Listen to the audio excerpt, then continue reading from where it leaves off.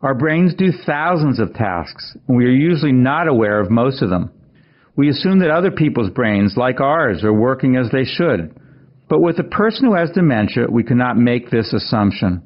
When the person does something odd or inexplicable, it is usually because some part of the brain has failed to do its job.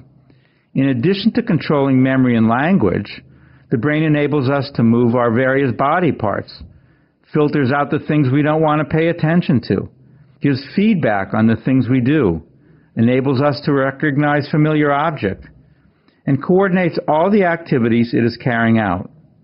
When brain damage is uneven, the person may do things that don't make sense to us. John Barstow can remember he was angry with his wife, but he cannot remember her explanation of why she did what she did.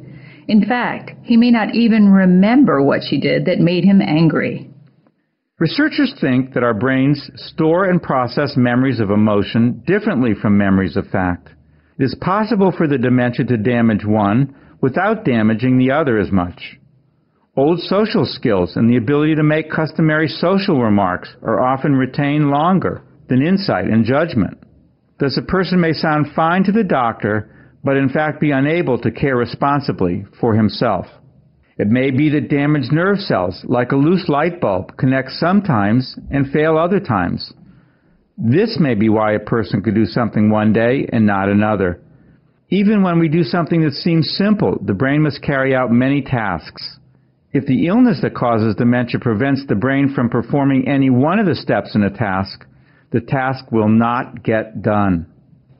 I asked my sister to make us both a cup of tea, but she ignored me. Then half an hour later, she went to the kitchen and made herself a cup of tea. Obviously, this sister was still able to do this task, but probably was not able to understand or act on language even though she heard the request.